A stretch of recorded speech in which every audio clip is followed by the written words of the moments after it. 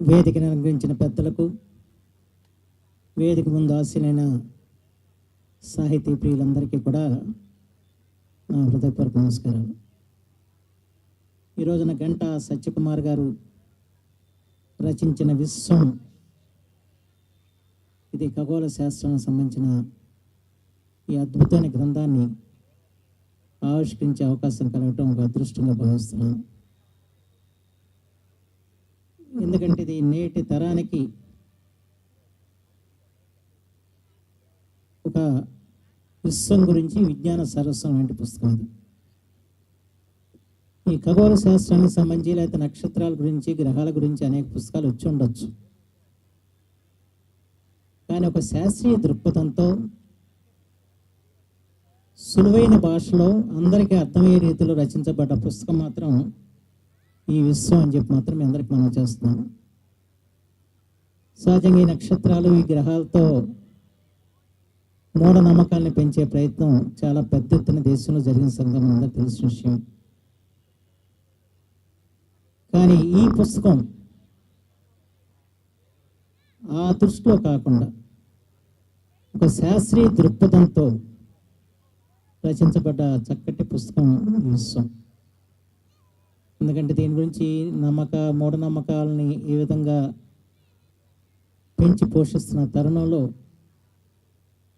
ఈ పుస్తకం చదివితే ఒక శాస్త్రీయమైన దృక్పథం మనందరికి కూడా అలవడుతుందని చెప్పి నేను భావిస్తున్నాను. ప్రత్యేకించి మా చిన్నప్పుడు నాకు బాగా ప్రభావితమైన విషయం ఏంటంటే, మేము అప్పుడు ఆరు బయట పడుకునేవాళ్ళం. మా అమ్మమ్మ పక్కన పడుకుంటే మా అమ్మమ్మ ఈ నక్షత్రాల గురించి చెప్తూ ఉండేది, చూపిస్తూ ఉండేది. పలానా నక్షత్రం చెప్తూ ఉండేది. ఆమె ఏమి చదువుకోవాలి. కానీ ఆ రోజుల్లో అందరికీ కూడా ఒక నక్షత్రాల మీద ఒక పరిజ్ఞానం ఉండేది.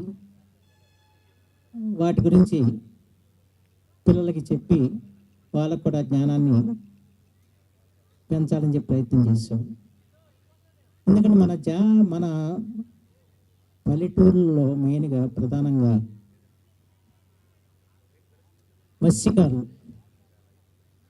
మత్స్యకారులకు ఉన్నంత నక్షత్ర పరిజ్ఞానం నాకు తెలిసిన వేరే లేదని చెప్పి భావిస్తాను. ఎందుకంటే మనకి తరచు తుఫాన్లు వస్తూ ఉంటాయి. తుఫాను హెచ్చరికలు చేస్తారు. తుఫాను హెచ్చరికలు చేసినప్పుడు నేను మా తీర ప్రాంతంలో ఉన్న మత్స్యకార గ్రామాలకు వెళ్ళి తుఫాను వస్తుందంట, మీరందరూ కూడా సురక్షితమైన ప్రదేశాలకు తరలి రావాలని చెప్పి నేను అడిగితే వాళ్ళు ఆకాశం చూసి తుఫాను రాదండి అని చెప్తారు. అక్కడ నక్షత్రాలు ఏదో గూడు కట్టుకుంటాయి, అలా లేదు ఇక్కడ అని చేత తుఫాను రాదని చెప్తారు. కానీ వాళ్ళ మాటే నిజమయ్యేది. మేము చాలా కంగారు పడుతూ ఉండేవాళ్ళం.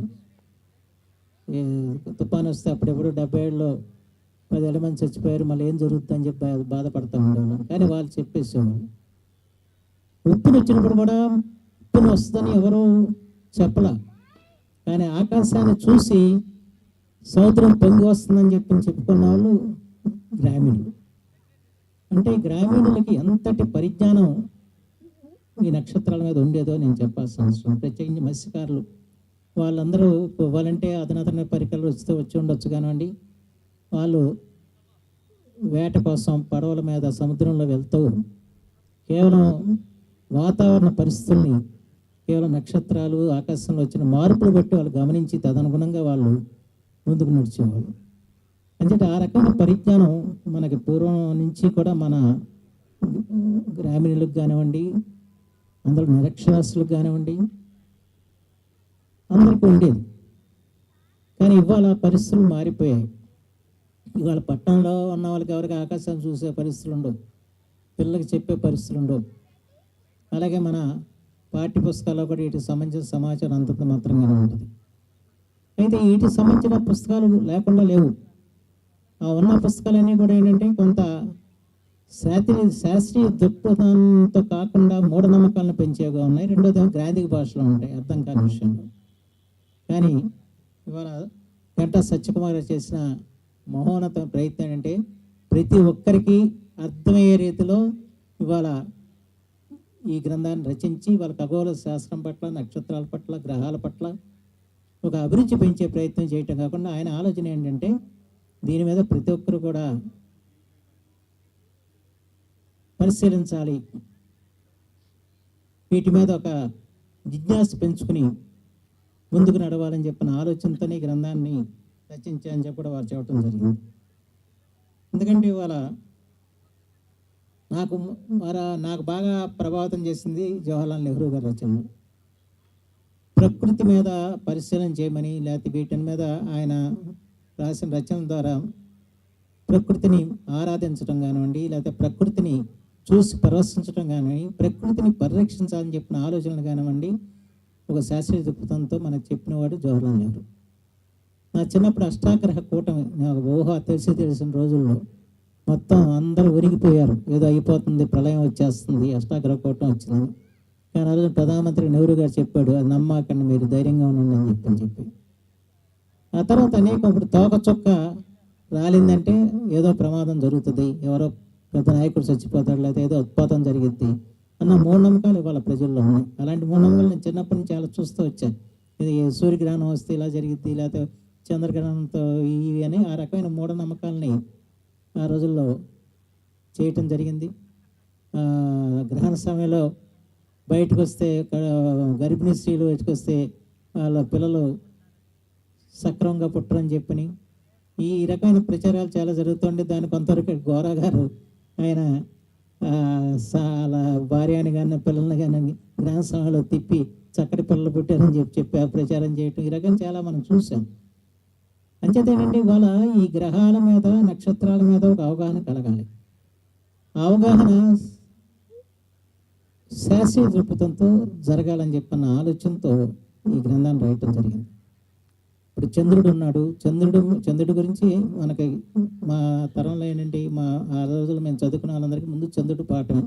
లేదా పుట్టగానే మనకేంటంటే అన్నం పెట్టాలంటే చందమామ రావే, జాబిలి రావే అని చెప్పి పాట పాడి అన్నం పెట్టేవాళ్ళు. ఇవాళ ఏమైనా సెల్ ఫోన్ ఇస్తున్నారు పిల్లలకి, పెడితే కానీ సెల్ ఫోన్ చూపిస్తే తప్ప ఇవాళ పిల్లలు అన్నం ముట్టిన పరిస్థితి వచ్చింది. కానీ మా టైంలో ఏంటంటే ఆ పాట పెట్టి చంద్రుడిని చూపించి మొదలు పెట్టేవాళ్ళు. అంటే చంద్రుడు,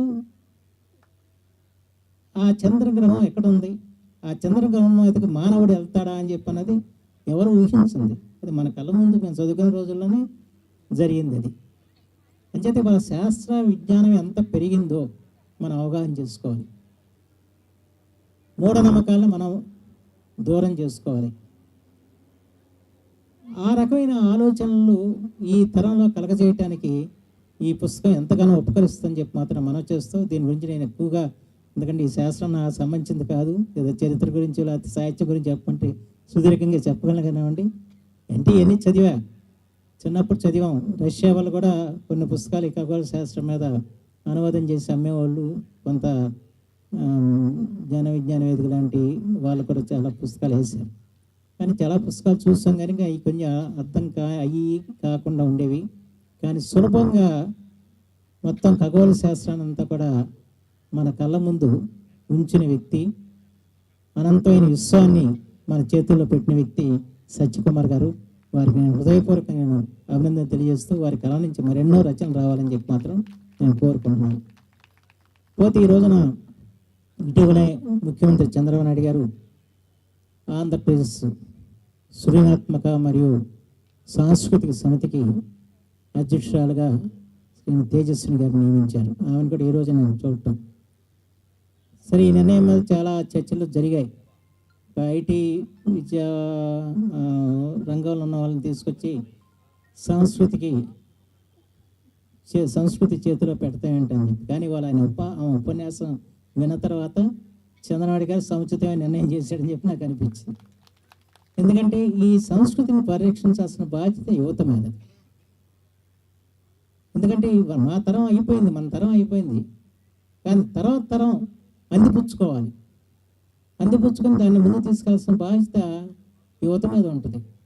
అంచేత యువతకు ప్రతినిధిగా వాళ్ళ తేజస్విని గారికి ఈ బాధ్యత చెప్పారని చెప్పి ఆమె తప్పనిసరిగా సఫలీకృతమై మళ్ళీ తెలుగునాట ఒక సాంస్కృతిక పునరుజ్జీవనాన్ని నాంది పలకాలని చెప్పి నేను ఆకాంక్షిస్తూ సెలవు తీసుకున్నాను. జై హింద్.